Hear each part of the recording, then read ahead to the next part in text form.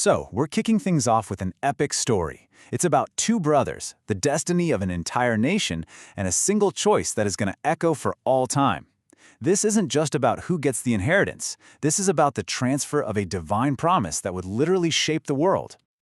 By the time they were 15, the twin brothers Jacob and Esau were already living in two completely different worlds. You had Esau, this total force of nature, a master hunter, his spirit as wild and untamed as the open fields he conquered. And then you had Jacob. He was the quiet one, the thinker, a scholar who found his strength not with a bow and arrow, but in the wisdom passed down in the tents. And you know, this split wasn't just about their skills. It went right to the heart of their family. Their dad, Isaac, he absolutely loved Esau, the rugged, adventurous son who brought home the thrill of the hunt. But their mom, Rebecca, she saw the future in Jacob's gentle spirit. She loved him with everything she had. You can already feel the tension building, right? A fracture forming right at the center of their family. But hold on, this is way more than just some family drama. Their grandfather, the legendary patriarch Abraham, he saw something much, much deeper going on. He watched Esau's wildness grow, and he just knew that the family's sacred legacy could never, ever rest in those hands.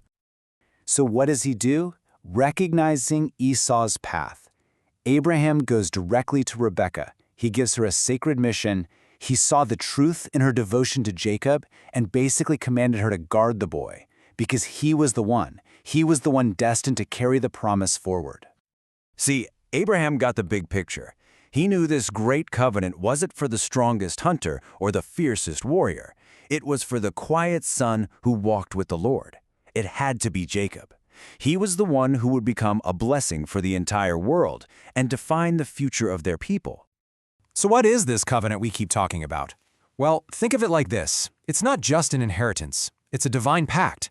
It's this sacred promise from God himself, passed all the way down from Adam and Noah, that one specific family line would be chosen to represent him on earth.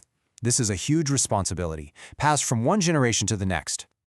Okay, so the stage is set. Abraham is getting older, and the time is coming for that destiny to be officially handed over. It's time for the blessing. At 175 years old. Just think about that. Abraham was an old man, full of days, as they say. He lived this long, incredible life, and now he was getting ready to pass on the entire purpose of his existence. But that's the big question, right? How do you actually give something as huge and divine as a promise from God to another person? It's not like handing over the keys to a car or a piece of property. This required something much more profound. It all happens through this incredibly sacred ancient ritual. Jacob kneels, coming close to his grandfather's bed. Then, a hand is placed on his head, a physical connection, a conduit for what's about to happen. Powerful, prophetic words are spoken, and you can almost feel this spiritual current flowing from one generation to the next. And just like that, the covenant is passed, a destiny is sealed.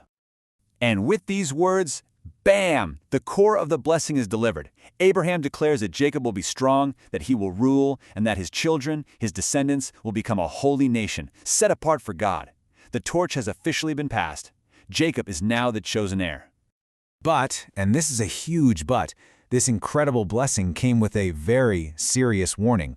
Abraham basically gives Jacob the terms and conditions. He charges him to stay pure, to stay separate from the corruption of all the other nations around them.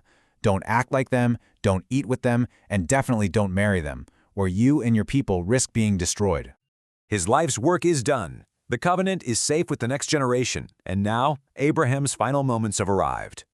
In this final, incredibly profound act of love and confirmation, Abraham holds his chosen heir all through the night.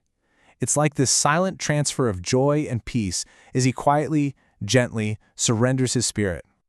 But when Jacob wakes up, that warmth from his grandfather's embrace is gone.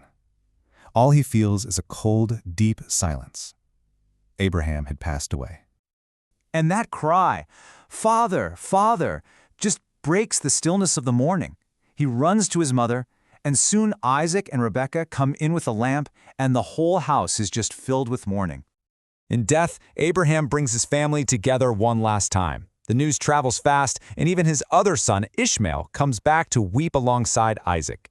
They bury their father together, a final, unified act of respect for the man who started it all.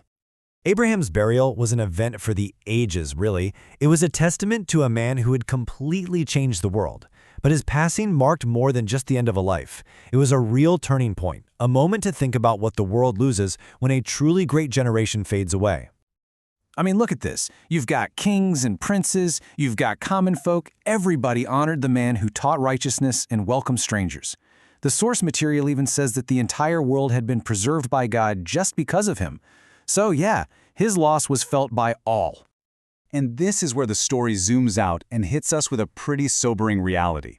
See, in the generations before the Great Flood, people lived for almost 1,000 years. By Abraham's time, a full life was 175. And for the generations to come, it was going to drop even further. Life itself was diminishing.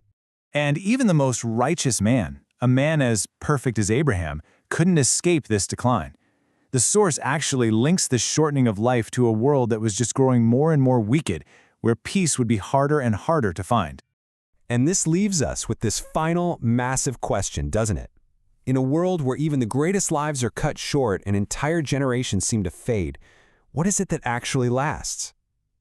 Abraham's answer was the covenant, a legacy passed on through a blessing. Which kind of makes you wonder, in our own short time here, what's the legacy we're choosing to build?